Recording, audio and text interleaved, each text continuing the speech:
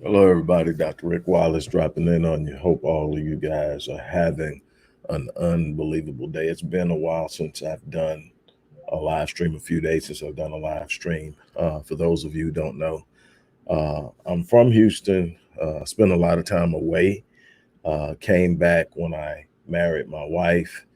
We may not be here much longer, maybe a year, and we're thinking about relocating again. Um, she wants to get out of Houston, and I do too. But we just had a tropical storm hit Monday night, early Tuesday morning. And so I've actually been working out of the house. Uh, Nothing major happened in Houston. For native Houstonians, it was uh,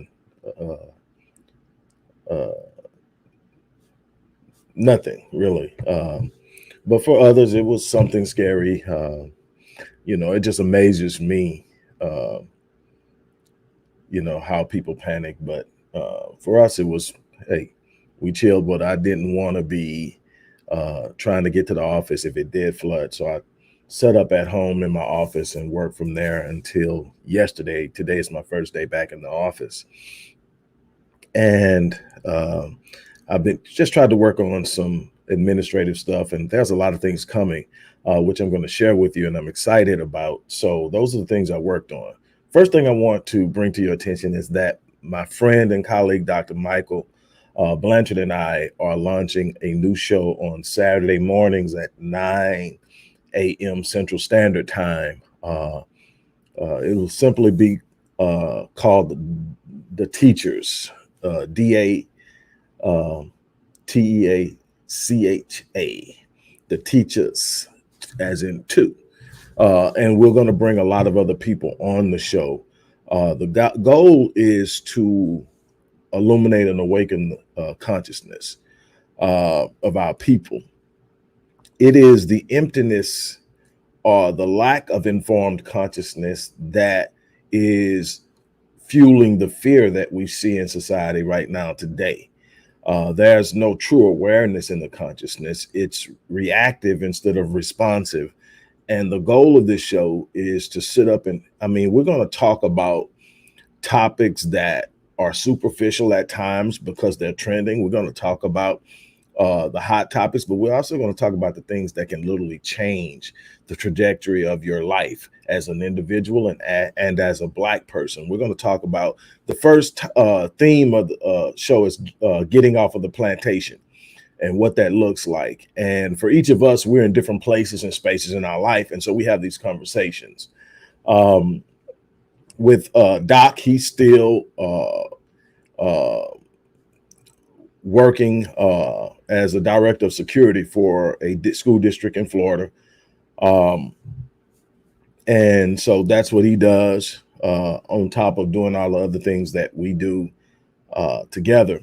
But me, I've been, I've been working for myself for years, and we have these discussions, and I let him know, hey, it's not all peaches and cream. There's no guaranteed paycheck on Friday. You have to get up, you have to put in the work, you have to make things happen. And it's a constant grind, but you grow and you expand. You have your good days, your bad days, like anything else. But the freedom of being able to determine what I will do, what I won't do, how I will do it, who I have to be aware of, and what can I say when I want to say it, and all of that stuff. I have none of those. So the challenges of always having to be on my A game is something I actually cherish and relish because it makes me be my best every day. But we're going to talk about a lot of different stuff. And this is something that he thought would be a good idea to get started on. We're going to be taking suggestions and answering questions during the show. But we're going to take suggestions on topics that you guys want to hear us confront. And also, my ace, my dude, Michael Jordan, and I are relaunching the Black Voice as a radio show podcast, meaning scheduled shows every week on Thursday at 11. We were going to do it today, but he had a couple of situations he had to get straightened out, a couple of teeth acting up on him, so he had to pay the dentist a visit. So we're going to give him a chance to get that straight. We're going to get back in the seat, and we going hard. If you've ever watched any of our radio shows, which we did live video on and broadcast the radio, but if you watch those, just great. We have an unbelievable chemistry. We tackle the issues that need to be tackled. And so that's great. Finally, and then we're going to get to the thing we want to talk about. Finally, guys know that I am currently writing book number 25, Chasing the Ghost, the Quest for Black Wealth. And we have been doing the Black Wealth series where I'm sort of kind of outlining where I'm going with the book. And as you can see in that series, it's not just about the mechanisms or the principles of wealth building in the sense of money in and of itself. It deals with the psychology of it, deals with the fact that we have been purposely held back. We talk about the black codes. We talk about convict leasing. We talk about Reconstruction. We talk about Jim Crow segregation, redlining, so many things that have new versions that are currently operating right now, while we're constantly hearing a narrative that we're in a post-racist America. And so I talk on all these points, but we ultimately get to what it takes to build wealth. We talk about everything from group economics, the importance of business ownership, the importance of financial awareness, also how to create personal plans, and what it means. What does it mean to, what is legacy wealth? Because that's something, it's our legacy wealth, family wealth, generational wealth, it's all the same thing. Legacy wealth means I'm leaving something that I created for someone else, and it gives them an advantage. And so I'm writing this book as my 25th book. And so it's special to me because, I'm sitting down and I look and I'm like 25 books published. We're not talking pamphlets, we're talking books. That's not considering all the articles, all the papers, and so it's something of a passion that I love to do and I embrace. And it's a way for me to share what I've been blessed to hold in the way of knowledge. The same way I do these videos on such, man, there are literally, I was looking through my archives, thousands of videos. And I'm like, man, and that in and of itself is wealth, because it's knowledge, and for the right people to tap into it is important. What I am doing on book number 25 is I am offering the opportunity for anyone who wants to sponsor space in the book, to pay tribute to someone who has had a massive impact in their lives, or pay if you want to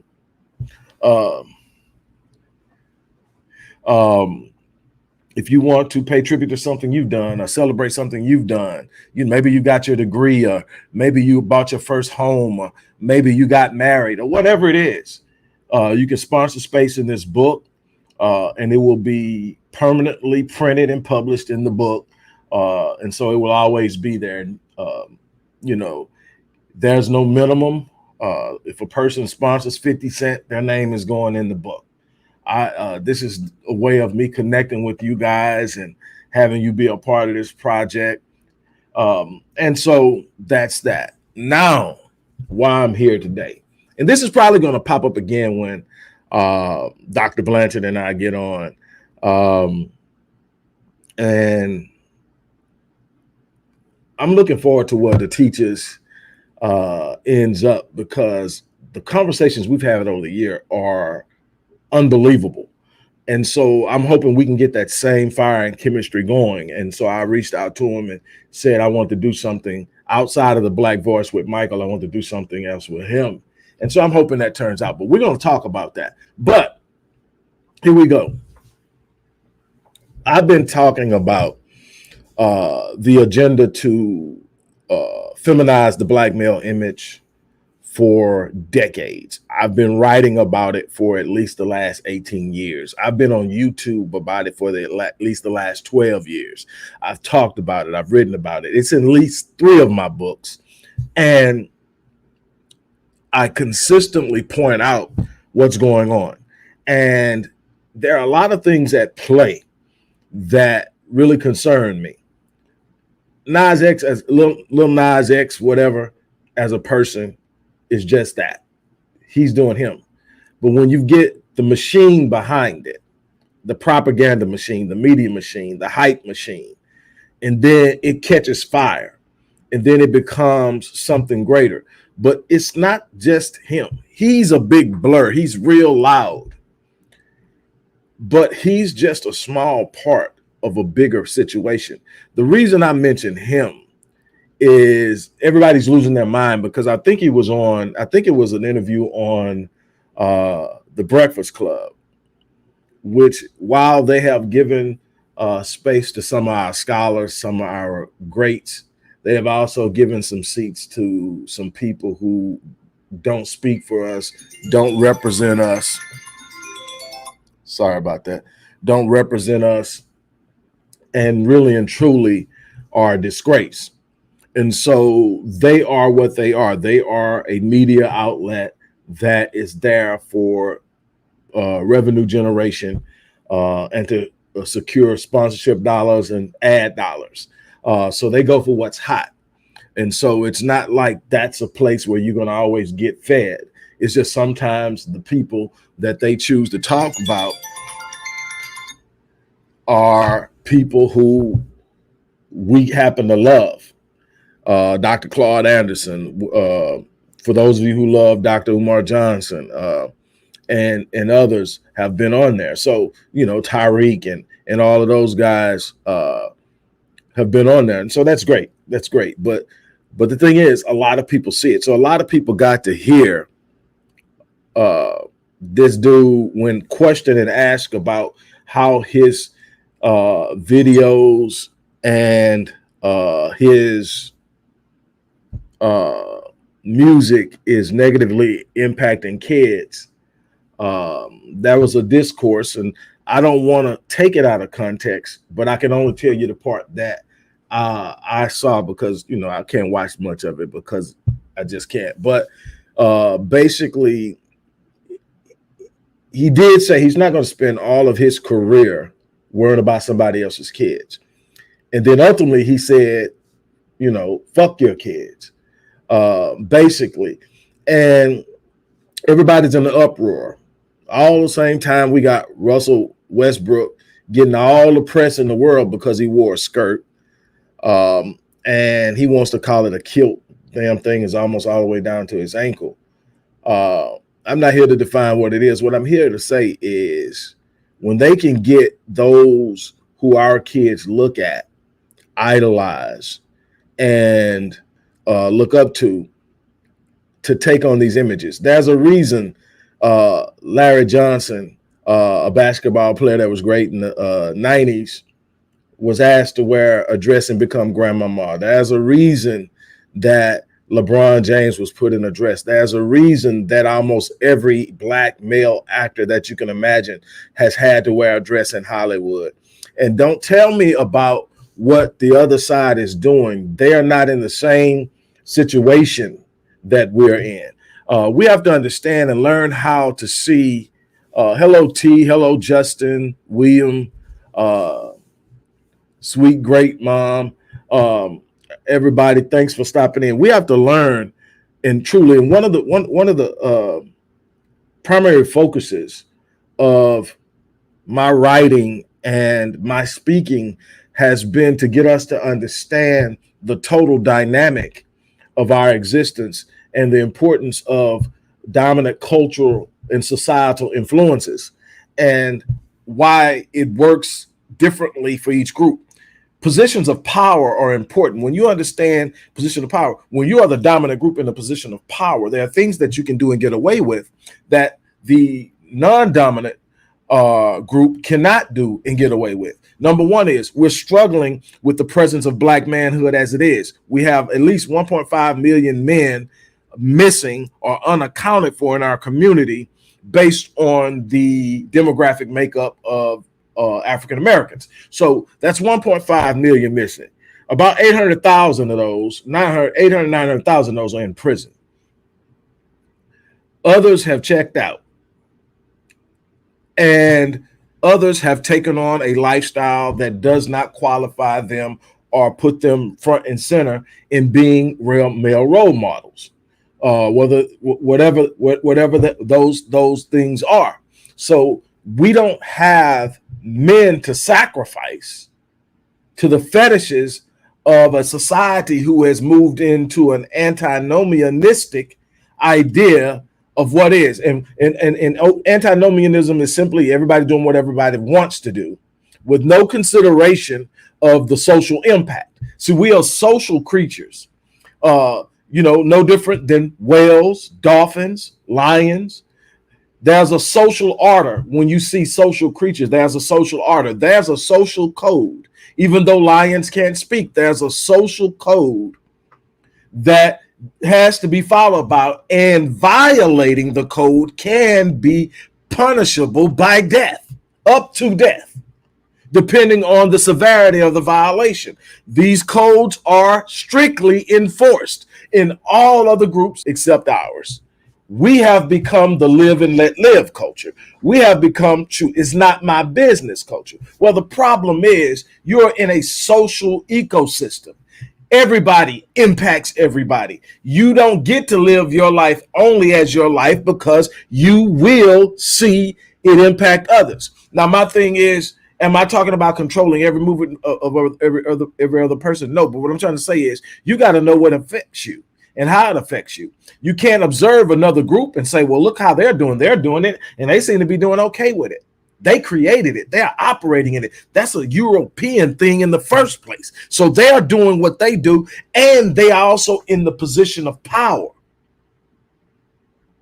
We can't even create power. Why? Because power requires a man and a woman operating in masculine and feminine energy in an environment called a home, where you are procreating and creating offspring that you will inculcate your values into them, into their minds, their psyches.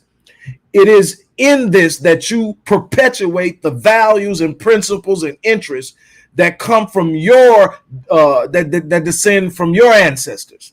And you impart these values in them so that they can go out and carry out and execute the family plan. That's how power is created. But when you don't have men in the family, you leave a weight on the woman. Even when the man is present and contributing financially, when you put a woman in a situation where she is operating in all roles, head, household, disciplinarian, nurturer, provider, all of these things, you take her out of her element. You ask her to do things with her male progeny that she is incapable of doing. She then, but based on the imbalances and the frustrations, starts to inculcate into the female progeny things that may not work well for her in the long term. But what she's doing is she's teaching from her position. She's teaching independence. But independence at a certain point in time has limitations. Here's why. When you're so independent that you can't connect with someone else and grow and build, you limit yourself. Why? Because there's masculine energy and there's feminine energy. What am I saying? When you bring a man and a woman together, and I'm not talking on a religious level, I'm talking on a spiritual level, a social and cultural level. When you bring a man and a woman together, you bring masculine energy and feminine energy to the same space. You merge that energy, you sync that energy, and you create synergy. It's in this synergy that you create the capacity to do things that you could not do as individuals. There's a reason that throughout history, there has been this connectivity. It's not solely to procreate. It's not solely to create offspring. That's a part of the survival process, but that's not the only thing. The only thing is through this, because of our level of intellect, we get to sit up and determine what we want our offsprings to be able to do.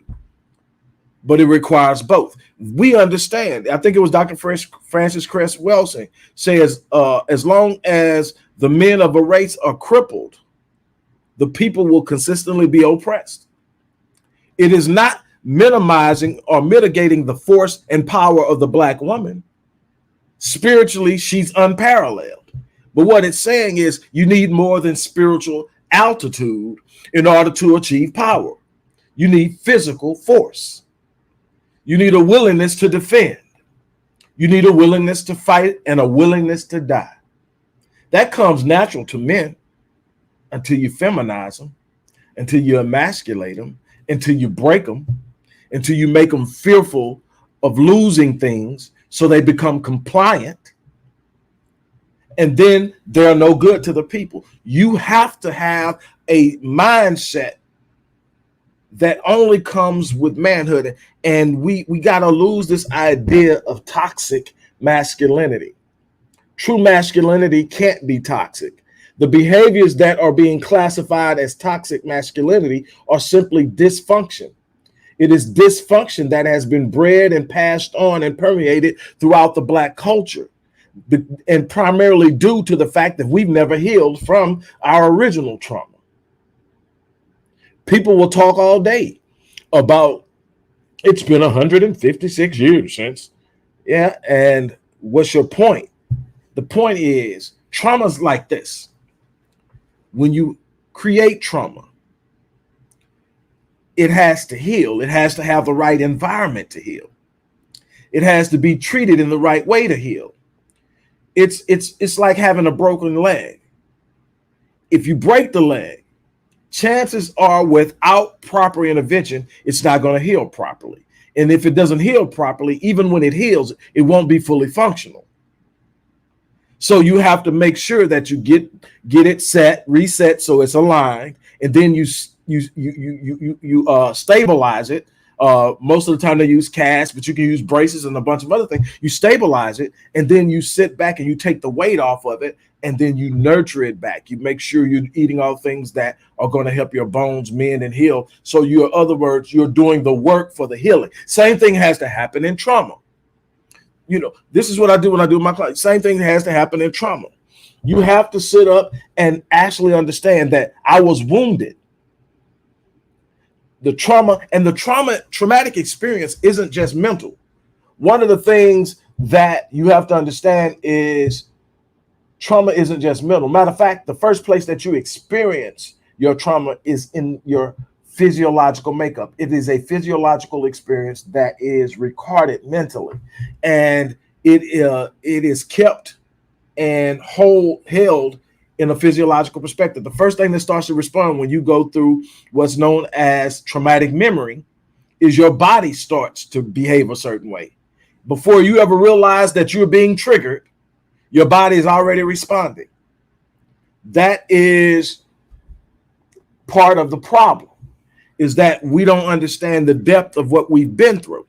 So then we're gaslighted into believing we should have been over that a long time ago. Well, see, first of all, you got to understand, we went through 246 years of chattel slavery, the most vicious and brutal form of slavery ever known in history.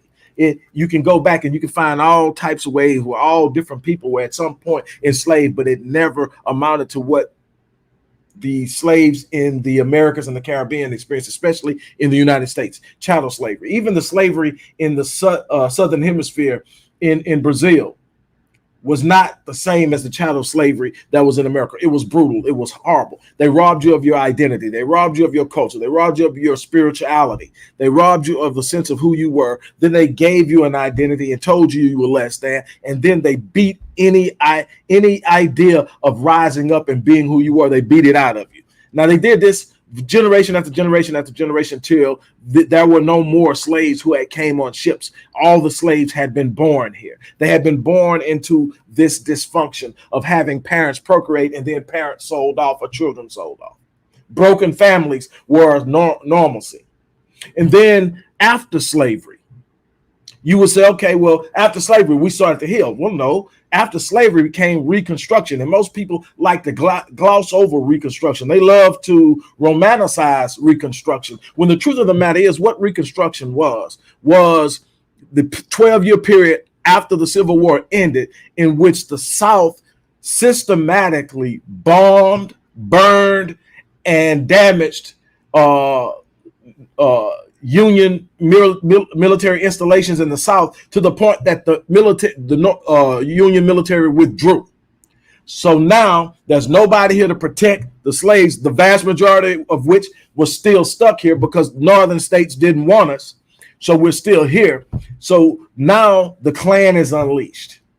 Now you are not as valuable as a free person as you are a slave. And now you're more likely to slave. That first 50 years of freedom was the most terrible time in the history of blackness because your life meant absolutely nothing and it didn't take much for a white person to take it. Dogs were safer than blacks, but we were supposed to heal in that environment. And then they came up with the black codes. The black code said you can't own land, you can't own a business, you can't even work in certain industries. Why? Because you're more skilled, because you've always been doing it. We are going to have those jobs for white people now. And so you can't have them. Then on top of that, they turned around and said, okay, we know we've created laws that have pretty much guaranteed your unemployment. So now we're going to make laws to make it illegal for you to be unemployed. The vagrancy laws. So now if you can't prove that you've been employed over the last year, we're going to sentence you to prison. It's a felony to be unemployed. So you're going to go to prison for up to 12 years. And guess what? Convict leasing. We're going to lease you back to the plantations that you were freed from, where you won't get paid a dime, and they'll pay pennies on a dollar for your services. And we'll do this for the whole 12 years. Then there was Jim Crow segregation. 85 to 100 years of brutality and evil, where black men weren't even allowed to look up or look into the face of white men, where white women consistently weaponized their whiteness and caused the deaths of countless black men and women. As a matter of fact, some of the greatest riots were started by a white woman weaponizing her whiteness. The Tulsa riot, white woman weaponizing her whiteness. Emmett Till, white woman weaponizing her whiteness. And they're still doing it today. They just call them Karens. Look, that kept going. Then while you're going through Jim Crow segregation, you got redlining. Redlining is saying we're not going to give any money for blacks to own homes. We're going to, matter of fact, make it detrimental for communities to have black homeowners in them. We're going to shut down the cash flow into communities where there's even one black homeowner. And that's called redlining. We gave them green lights, yellow lights, and red lights. And if you are in a red light zone, red line, you don't get any funding for your business, for your home upgrades, refinancing, or none of that. It's going to be hard for you to sell your home too, because we're not going to finance the people who want to buy it. That was redlining. Then there was urban renewal, benign neglect. Then there came gentrification. And on and on. Tell me where it stopped. Tell me where we've actually not been in a place where there was trauma.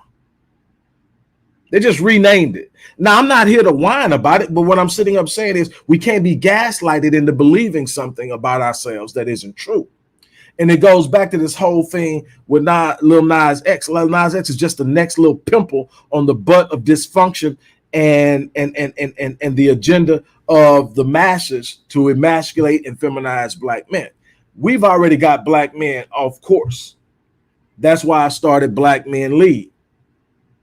There are far too many of us falling by the wayside. There are far too many of us ending up in prison. There are far too many of us ending up hyper violent. And we don't even know where it's coming from because nobody is taking the time to look at causality. Everybody wants to talk about outcomes. Nobody wants to talk about causality. Well, if you can't get to the origin or the cause of something, you can never cure it. You can never heal it. You can never fix it. You can only mask the symptoms. And we are in a world that masks symptoms. All these synthetic medications, none of them are healers. They are symptom maskers. They don't want you to heal. There's no profit. There's no profit in healing. You know, the whole thing is you got to understand people, well, it's just entertainment. No, let me explain something to you.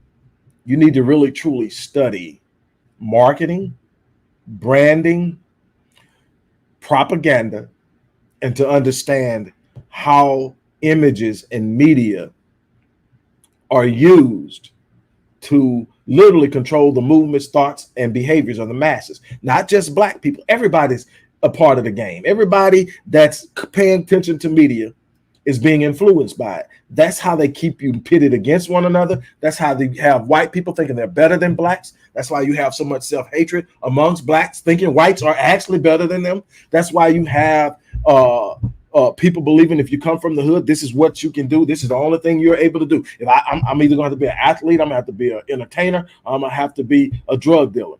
No, there's so many other things you can do. There's so many things for you that you haven't ever been introduced to or had exposure to, because that's not what they want from you. They want a portion of you in prison. That's profit in it. They want another portion of you highly educated but compliant. Why? Because companies need good leaders, companies need good employees, and they need another part of you to be poor. The poor people are what those people who are there manipulating and using for profit get to look at and feel good about. At least that's not me. The thing is, there's enough money. If we really wanted to end poverty, we could. We could do it probably in 50 years. The money side of it could be solved in a year.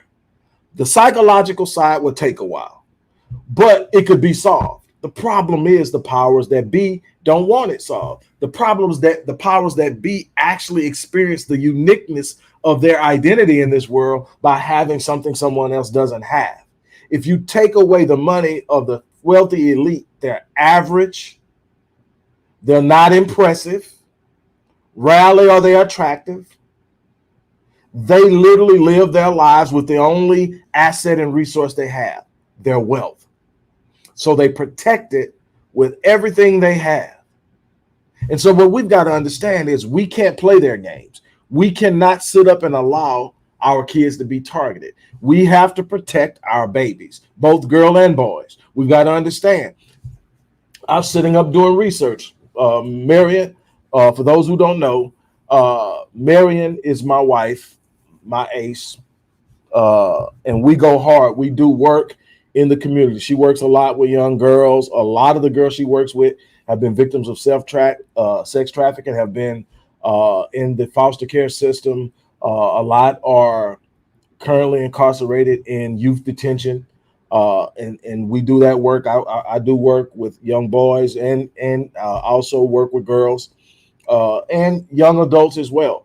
And we were sitting up and we were talking, and we've been on this kick. If you go back and look at some of the videos, you'll see them where we're talking about the importance of monitoring the content that your children are consuming on these devices, because it's not well serving, and it's potentially dangerous, and they're being recruited and groomed on these social media apps, and they're being kidnapped and they're being trafficked, or they're being convinced that all you have to do is be cute and take a bunch of lightly clad photos and you can become an Instagram model.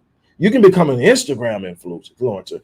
But what we discovered in research is that Facebook, who owns Instagram, actually has a lot of research data that they've been sitting on that shows they know how dangerous Instagram is to teen girls.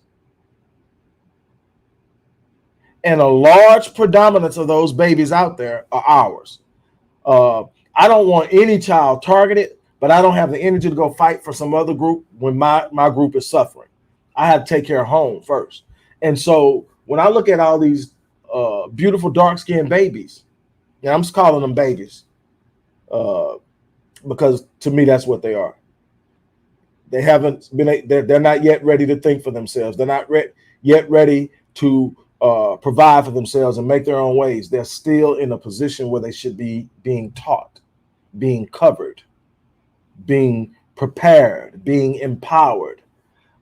And there's a constant influx of content. If nothing else, it dumbs them down. They don't want to be challenged. They just want to get through. Everything is about being easy. I don't want to work for it. I just want it. There's a sense of entitlement that's being drilled into them. When you're already in last place, there's no entitlement.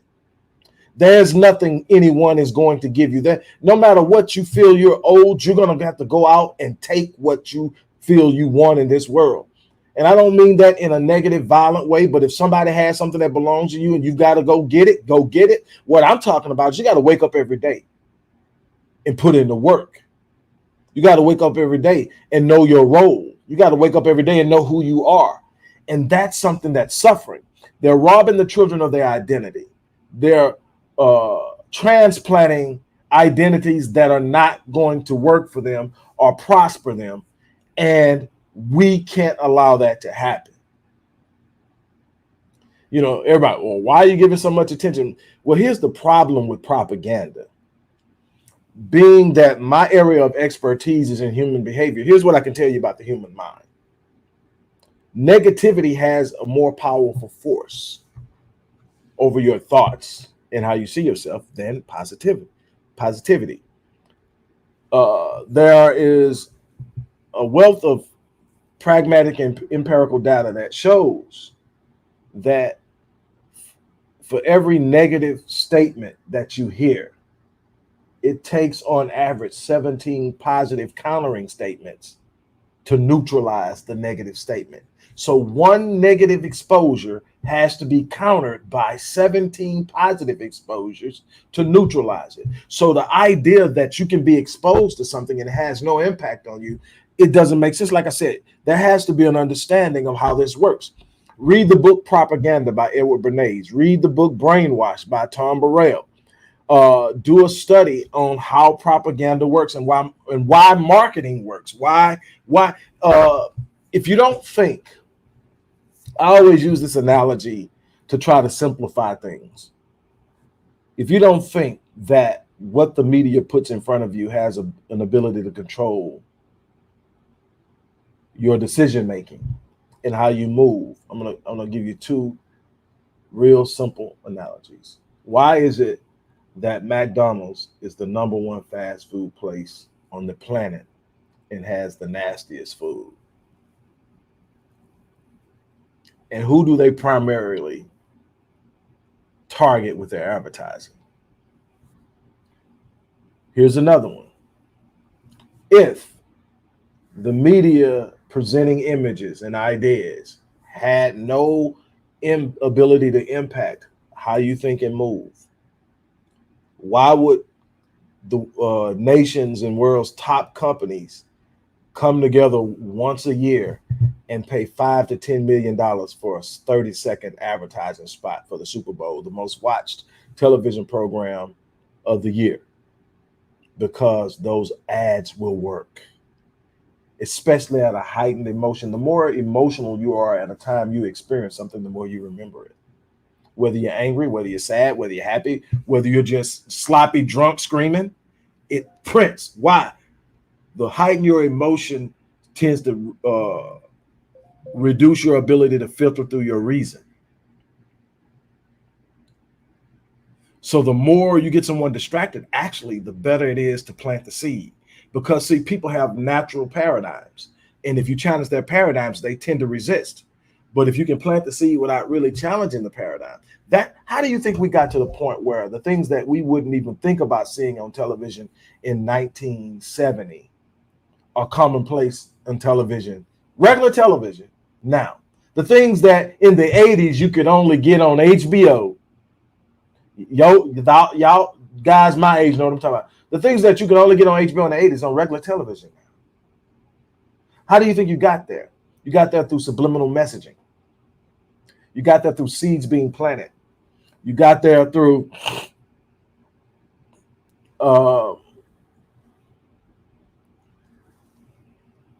constant repetition of an idea until even the idea that you just despise, when you first hear it, it gets on your nerve. When Hear it again, it gets on your nerves. But if you keep hearing it, you will develop a desensitization to it, and it no longer bothers you. And guess what? Now you're hearing it all the time, and you just roll with it. You roll with it. And before you know it, you're accepting it, or at the very minimum, tolerating it. And you're not speaking out or taking any action. You have to literally take action when you hear or see something that disturbs your spirit. You have to move on it. You have to immediately strike it down. You have to.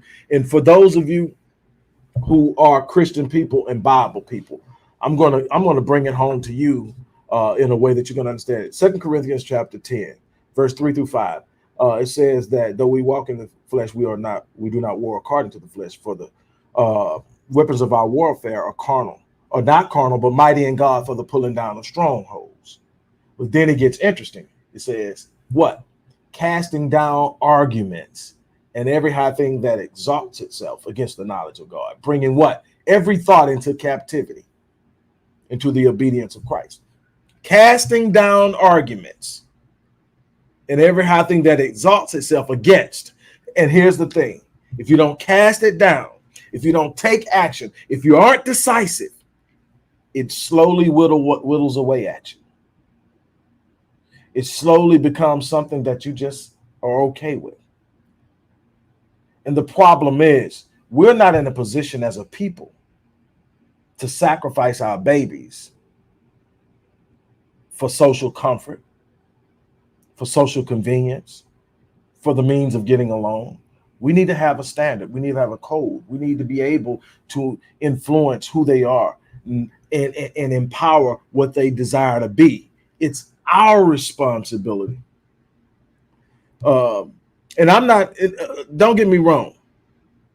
I'm not encouraging or pushing the Bible on anybody. Me and the church fell out a long time ago. I'm a spiritual person, but there are certain spiritual truths that are spiritual truths. And as a psychologist, I know for a fact that what you don't challenge takes root. And there are times when you're in a state like theta, when you're falling asleep and when you're waking up, where you can't challenge it. But guess what? Where you as an adult are only in theta 2 times a day for maybe 5 minutes, when you're falling asleep and when you're waking up, your 7-year-old and under is in theta almost all day long, meaning that they're in a hypnotic state where the things that are put in front of them have an impact, that they're receiving it. At that time, from birth to 7 years old, your child is developing an understanding of how they fit into this world. What is acceptable, what's not acceptable, who they are, how they fit in the world, what the world expects of them, what can they expect from the world, what they're capable of doing, what they're not capable of doing. All this stuff is happening. And now we're in a time where we actually feel like we should be encouraging kids about their sexual identity at 10 and 12. Well, that's a couple of years from that 7. The idea of whatever you choose to be, that ain't the time to choose it. That's hyper expediting their sexuality. That's creating other issues that we aren't ready to deal with, nor do we have the capacity to. So my point is, it's our responsibility to hold the people accountable for what they're flowing off or pouring off into our community. That has to be done in a number of different ways. You got to be very vigilant on what your children are listening to and watching. And trust me, I know it's not easy. These kids are extremely creative. You come up with something, you block an app, you come back, they done found another way around it. You check this, they find this, but that's still, we gonna do this. We gonna do this until you get out of this house. We gonna do this. And so the kids know, look, dude is coming. And I'm not coming because I want to choke the life out of you. I'm coming because I want you to have life. I'm covering you because as a man, that's my responsibility. I'm covering you not because I want to control you. I'm covering you because I know what's out there. I've been out there way longer than you have. I know some things. I deal with this. I'm just trying to protect you. There's some things you're going to want to do later on in life that if you make too many mistakes now, you won't be able to do. So I'm trying to make sure you have those options. We have a responsibility to our youth. to do a better job of calling this. And that took and as I said, to those who say, why are we giving them attention? Because if we don't, they go unchecked. And then they still get the same results. I understand the idea that, well, if you don't give them attention, no, they're going to have the attention because it's the agenda. What'll happen is eventually when Lil Nas X has burnt out, it will be another person and another person and another person, and they will advance their agenda that way. This is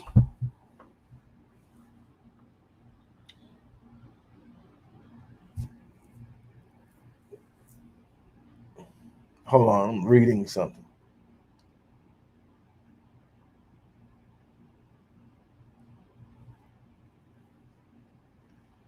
We have a responsibility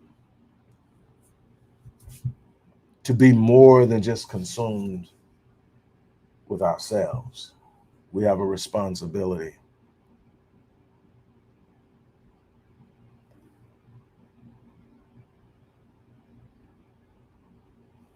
uh,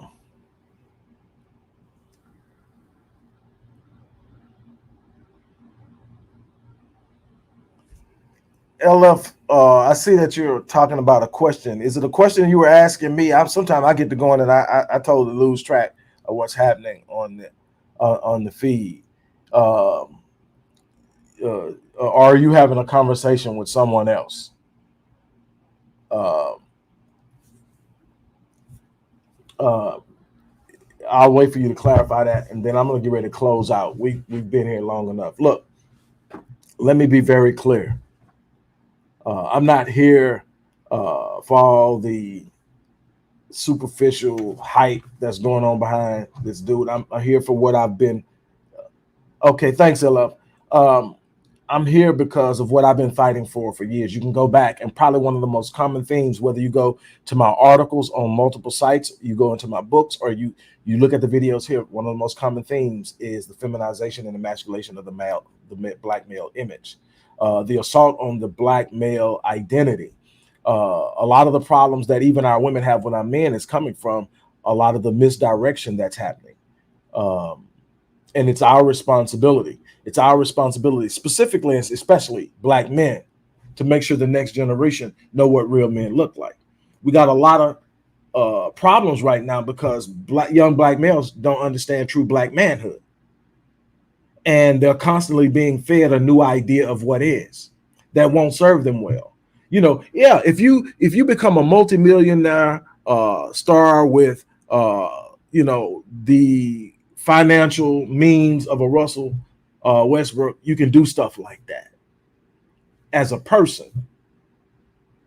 And you can even do it and not worry about how it impacts your kids, because your kids will probably benefit from your wealth.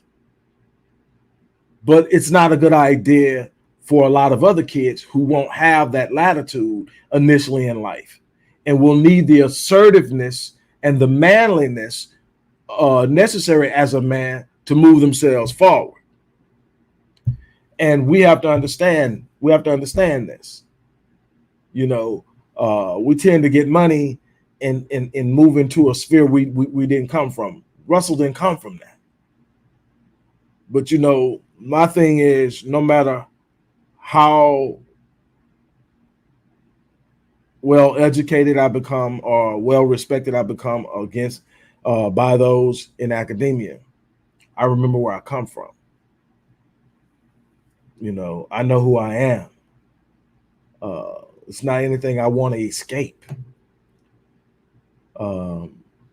And so I'm not trying to be something I'm not.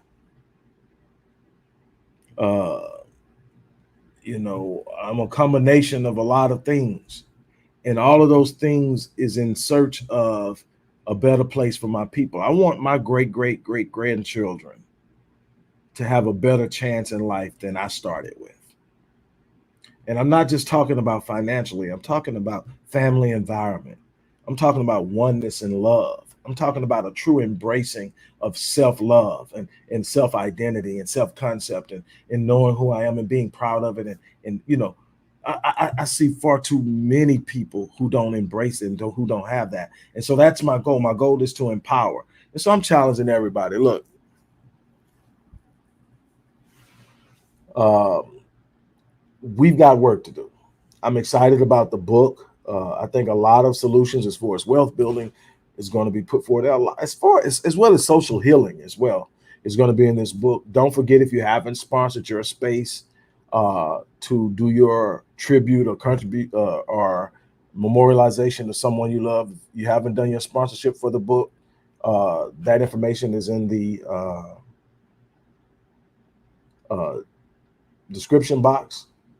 Also, get ready, stay tuned for our first pilot episode of The Teachers.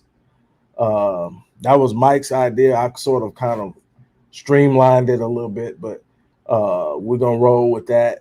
And we hope to bring you a lot of useful content. As far as enjoyment, we're going to be light sometimes. We're going to come hard and heavy sometimes. But I want to make it somewhere where people can come and pick up something positive. And so we're going to really work on that.